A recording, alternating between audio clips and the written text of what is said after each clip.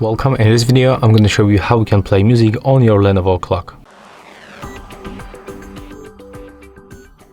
So we got two methods. The first one, we can make it manually in the application. So simply we have to open our speaker, click at the bottom to cast my audio and tap to cast audio.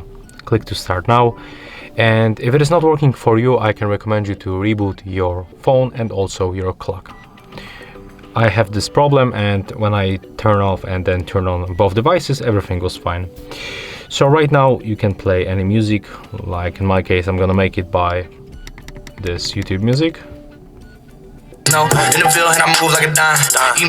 Okay, sorry guys, that was too loud.